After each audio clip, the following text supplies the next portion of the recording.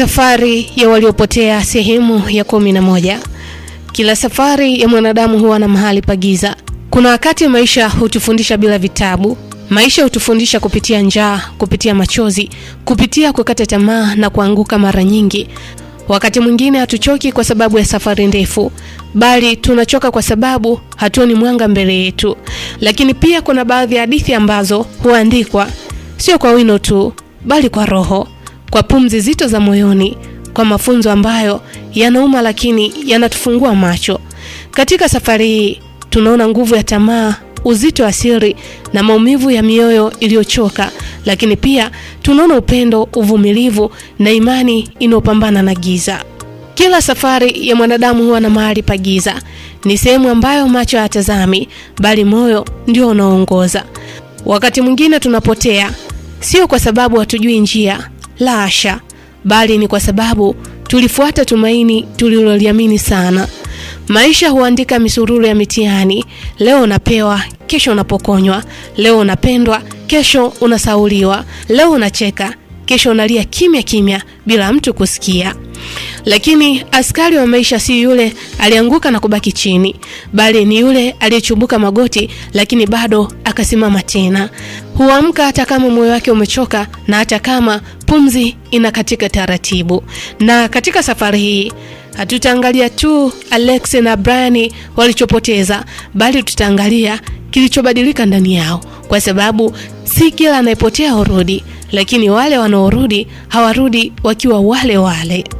Mtunzi na msimuliaji wa simulizi hii ni mimi, Faraja Simkwai.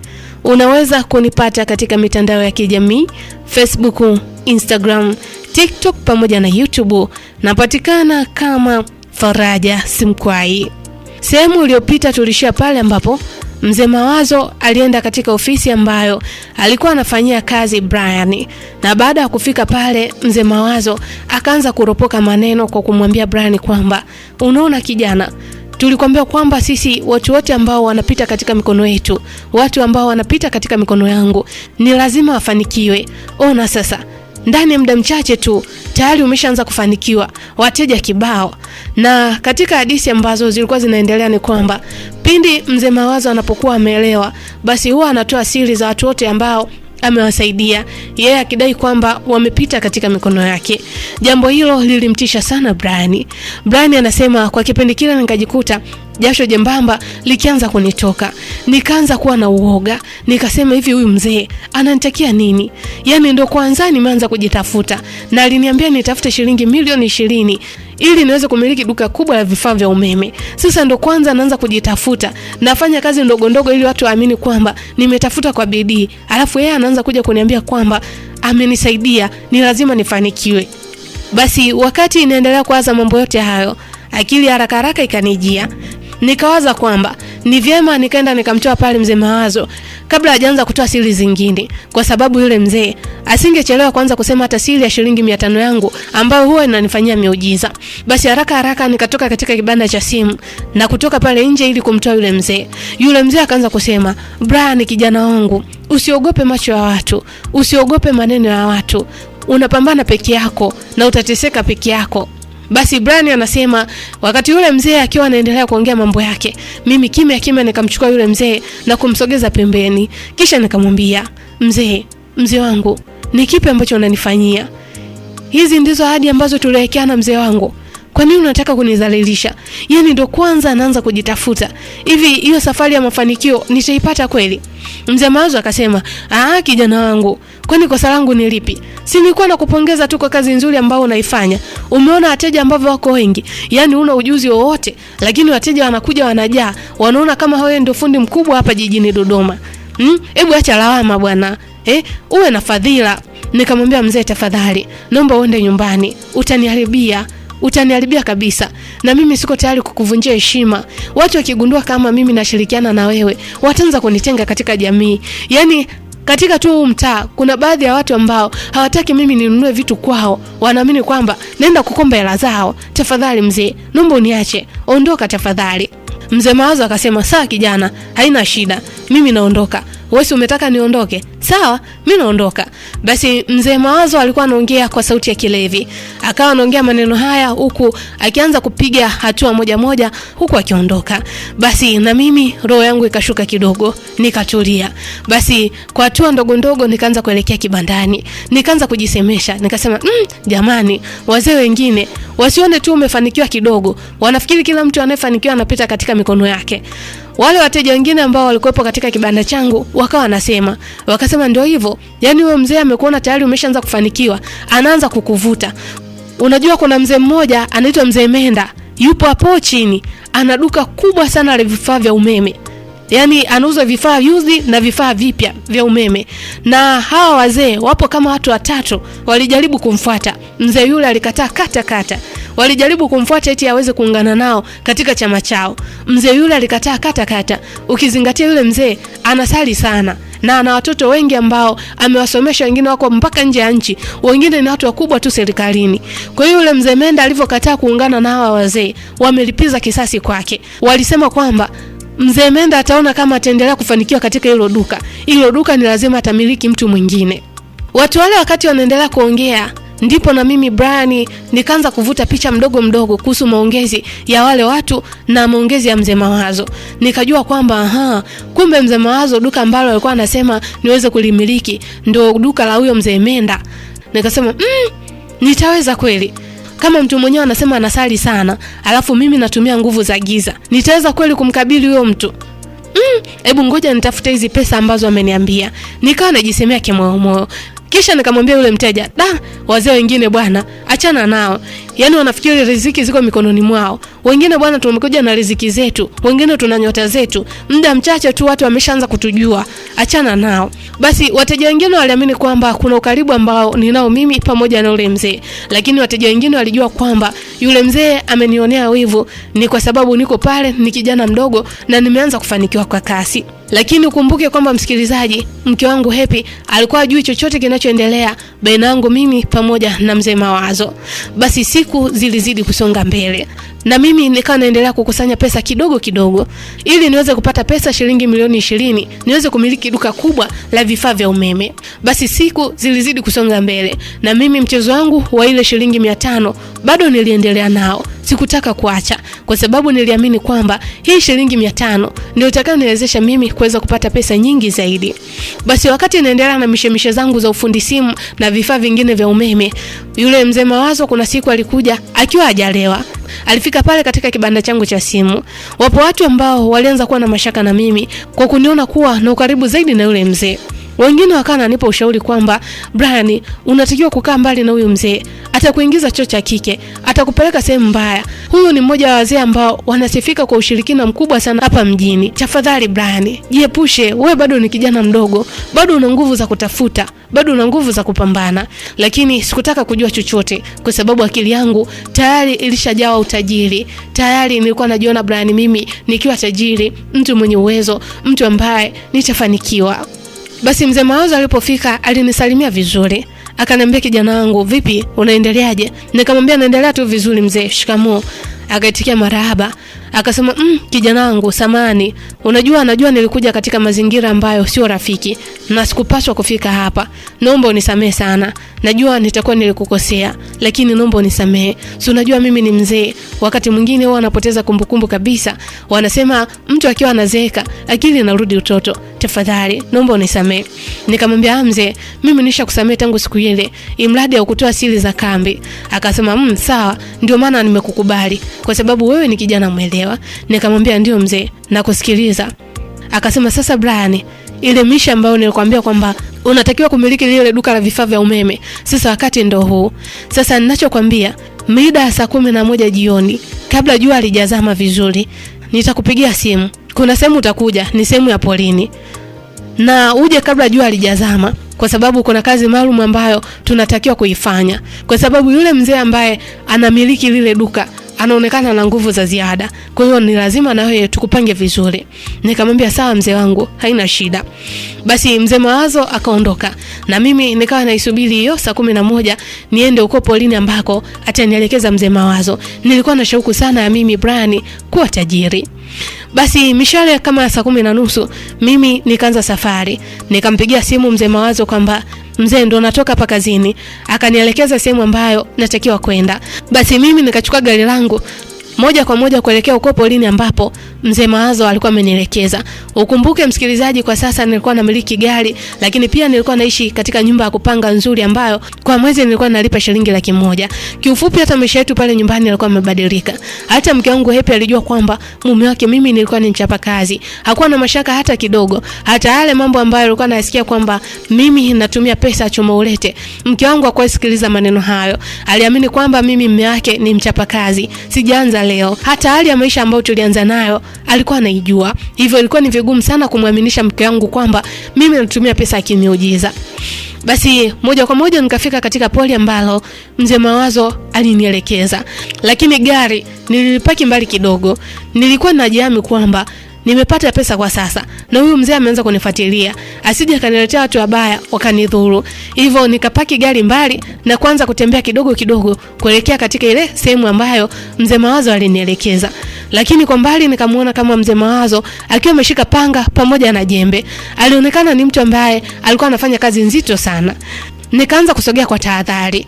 Wakati nasogea mzee Mawazo alikuwa amenipa mgongo. Kadri nilivyozidi kusogea niliona mzee Mawazo alikuwa anachimba shimo kubwa mfano wa kaburi. Nikajiuliza, huyu mzee mbona shimo kama kaburi? Amepanga kunifanya nini? Na huku aliniambia nije polini. Nitajuaje kama kuna watu wake ambao wamewapanga ili aniue anizike huko polini? Mimi ni nani ambaye atakukuta mwili wangu huko polini? Hamna ndugu yangu yote ambaye anajua kama mimi nimekuja huko polini. Nikasema huyu mzee asinitanie. Wakati nimepata wazo la kugeuka nirudi nilikotoka, mzee Mawazo akaniambia, Brani, umefika? Karibu. Nikamwambia asante mzee. Akaniambia, unaonekana una mashaka kijana wangu. Hata usiwe na mashaka. Hii kazi yote nimeifanya kwa ajili yako. Nikamwambia mzee, hii kazi umefanya kwa ajili yangu? Akaniambia ndio Mawazo, hii kazi nimeifanya kwa ajili yako. Nikamwambia sawa mzee. Basi nikasogea karibu zaidi. Nikamwambia mzee, mbona kama umechimba shimo mfano wa kaburi? Kwani kuna mtu ambaye tunatakiwa kumzika? Akasema ndio Brian, kuna mtu ambaye tunatakiwa kumzika. Tunatakiwa kuzika jina lako na kimvuli chako. Nikamwambia mzee, mnatakiwa kuzika jina langu? Unazikaje? Akaniambia tulia kijana, muda ndio huu na pia umekuja katika muda mwafaka. Akaniambia haya, simama, toa nguo zako zote, ubaki kama ulivyozaliwa. Brian anasema, nikashtuka kusikia hivyo. Nikasema, kwani hiyo kazi mpaka nitoe nguo mzee? Hatuwezi tukafanya hiyo kazi nikiwa na nguo zangu. Yule mzee akasema, Brian, usinifundishe kazi, fuata maelekezo. Huu ndio utajiri ambao unautafuta wewe, sio mimi ninaotafuta utajiri. Sawa? Ujana maji ya moto kijana. Basi ikabidi nitii masharti ambayo mzee Mawazo ameniambia. Nikatoa nguo zote na kuziweka pembeni. Kisha mzee Mawazo akaniambia kwamba nisimame usawa wa lile shimo, kisha nitanue mikono mfano wa mtu anayepaa. Nikafanya kama vile ambavyo mzee Mawazo alikuwa ananiambia. Baada ya hapo mzee Mawazo akachukua viwembe. Wakati nimesimama pale, kimvuli changu kilionekana kipo katika lile shimo. Basi mzee Mawazo akachukua wembe na kuanza kuchanja katika kile kimvuli. Alikuwa kichanja katika paji la uso katika kile kimvuli. Maumivu nasikia mimi na damu zinatoka. Nikawa nashtuka. Mzee Mawazo akasema usijali, hiyo ndo kazi. Akawa anachanja. Akiwa anachanja miguu, maumivu nasikia mimi. Akichanja mikono, maumivu nasikia mimi. Akichanja kifua, maumivu nilikuwa nasikia mimi. Baada ya kumaliza kazi ya kuchanja, mzee Mawazo akachukua kuku mweupe ambaye alikuwa amemweka pembeni. Akachukua kuku yule kisha na kumchinja na kuanza kunyunyuzia damu zile katika kimvuli changu ambacho kilikuwa kipo muli shimoni. Baada ya kumaliza kazi yake, kuna vitu ambavyo alivichukua katika mfuko mweusi, alivifunga vizuri, kisha akaongea mambo yake. Baada hapo akachukua vile vitu vyote, kuku pamoja na vile vitu ambavyo alikuwa anatumia kuchanja pamoja na dawa zingine, akavifunga katika sanda, kisha akaviweka katika shimo na kufukia. Baada hapo akasema, Brian, kazi imeisha. Yaani hakuna mtu ambaye atakufuatilia katika maisha yako. Kila mtu ambaye atakuwa anakufuatilia kwa njia yoyote ile, jina lako litakuwa linaonekana wewe Brian tayari ulishakufa miaka mingi sana. Hivyo kuanzia sasa unaweza kuingia sehemu yoyote pasipo mtu kukuona. Yaani tuko hapa, ukiwaza tu kwamba unatakiwa kwenda dukani kwako, ufike chapu, unaingia na kutoka na watu hawezi kukugundua. Nikasema, mzee, hii imekaaje? Mzee Mawazo akaniambia, Brian, kwa sababu wewe tayari ni mfu hai, kila kitu nafanya kimeujiza. Haya, kazi ya kwanza tumeshamaliza. Kazi ya pili, saa 6 usiku, siku hii hapa ya leo, unatakiwa kuja na mbuzi mweusi. ukija na mbuzi yule kuna kafara ambayo tunatakiwa kuitoa. Mimi Brian nilikuwa tunafuata maelekezo ya yule mzee ambayo alikuwa ananipatia. Basi baada hapo nilirudi nyumbani nikiwa na mawazo tele. Mke wangu Happy alijaribu kuniuliza kwa nini nimebadilika. Naonekana nimechoka sana. Naonekana ni mtu ambaye nafanya kazi ngumu sana. Nikamwambia mke wangu ni katika harakati za kutafuta maisha, lakini uchovu huu muda sio mrefu utaisha. Basi mke wangu alizidi kuniombea kwa Mungu akiamini kwamba nafanya kazi kwa nguvu zangu mwenyewe na kwa juhudi za Mwenyezi Mungu. Hakujua kwamba tayari mimi Brian mume wake nilishakengeuka zamani sana. Basi usiku huo ilipofika mishale ya saa 6, mzee Mawazo alinipigia simu. Akaniambia, vipi kijana? Mzigo tuliokuagiza tayari? Nikamwambia tayari, lakini kuna sehemu ambao niliuweka, sikutaka niulete hapa nyumbani. Mzee Mawazo akasema, safi sana. Sasa unaweza kutoka. Mimi niko hapa nje getini kwako. Nikamwambia sawa mzee. Basi mimi moja kwa moja nikaamka hata pasipo kumshirikisha mke wangu. Nikaamka na kutoka nje ili nikaonane na mzee Mawazo. Nilivyotoka nje mzee Mawazo akaniambia, mzigo umeweka wapi? Nikamwelekeza sehemu ambayo nilikuwa nimeweka mbuzi ambayo walikuwa wanamtaka. Basi moja kwa moja tukaelekea katika eneo moja hivi la uwazi. Ilikuwa ni kama sehemu ya kuchezea mpira. Basi baada ya hapo mzee Mawazo akachimba shimo. Baada ya kuchimba shimo, kuna dawa ambazo akachukua kisha kunyunyuzia katika lile shimo. Baada hapo akanambia, Brian, hii kazi ni yako, kwa sababu kazi yako ni kubwa, na yule mtu ambaye tunatakiwa kuchukua duka lake anaonekana ni mtu ambaye amejipanga. Sasa cha kufanya, huyu mbuzi unayemuona unatakiwa umnyonge hivi hivi akiwa mzima. Baada ya hapo tutamchinja, damu yake tutaifikia hapa. Nikamwambia mzee, kwa nini tusimchinje tu moja kwa moja mpaka ni mnyonge? Akasema ndio Brian, unatakiwa umnyonge, shingo igeuke, afe, tuchinje, damu itoke imiminike katika hili shimo. Nikamwambia sawa mzee. Kweli nikaanza kazi ya kumnyonga yule mbuzi. Mbuzi yule alikuwa ni mgumu sana. Nilimnyonga sana. Nilitumia nguvu kubwa kumnyonga yule mbuzi. Baada ya muda nikafanikiwa kumnyonga mbuzi yule, akafa. Baada ya hapo mzee Mawazo akanipatia kisu kisha kuniambia, chinja huyo mbuzi kwa sababu hii kafara ni ya kwako. Basi nikachinja mbuzi. Damu zilitoka nyingi sana, sikutegemea kama mbuzi yule angekuwa na damu kiasi kile. Basi baada ya kumaliza kazi hiyo, mzee Mawazo akaniambia nifikie lile shimo ambayo tulikuwa tukimiminia damu ya yule mbuzi. Baada ya hapo akaniambia nimbebe yule mbuzi kisha nimfuate. Basi mimi nikaa nafuata maelekezo. Kweli tulitembea, kulikuwa kama na umbali hivi, lakini kumbe sehemu ambayo tulikuwa tunaelekea ilikuwa ni sehemu ya yule mzee Menda, yani dukani kwa mzee Menda. Tulipofika tu pale, mzee Mawazo akaniambia, haya sasa kamilisha kazi yako, huyo mbuzi mweke hapo kisha turudi nyumbani. Basi yule mbuzi nikambeba na kumweka katika duka la mzee Menda, kisha mimi pamoja na mzee Mawazo tukaanza kurudi nyumbani. Lakini nikaa najiuliza mambo mengi sana. Kwa nini tumnyonge mbuzi kisha tumchinje, alafu baada ya hapo tukaeke katika duka la watu? Nikasema kweli binadamu wana roho mbaya. Kweli watu wakikuamulia jambo ni lazima litimie. Hiyo ndio siku ambayo niliona umuhimu wa kumtegemea Mungu kwa kila jambo. Nikawa nawaza kwamba huenda hata sisi kipindi kile tunahangaika na maisha, kakangu Alexi amefilisika ghafla, huenda kuna mtu ambaye alimfanyia kama hivi ambavyo mimi nakifanya muda huu. Na huo ndio mwisho wa sehemu ya 11 wa simulizi inayokwenda kwa jina la Safari ya Waliopotea. Haya, Brian tayari ameanza kufuata maelekezo ambayo anapewa na mzee Mawazo. Je, ni kipi ambacho kitafuata baada ya Brian na mzee Mawazo kumtoa mbuzi katika duka la mzee Menda? Ili kuyajua yote haya, usikose kufuatilia simulizi inayokwenda kwa jina la Safari ya Waliopotea. Mtunzi na msimuliaji wa simulizi hii ni mimi Faraja Simkwai. Unaweza kunipata katika mitandao ya kijamii, Facebook, Instagram, TikTok pamoja na YouTube.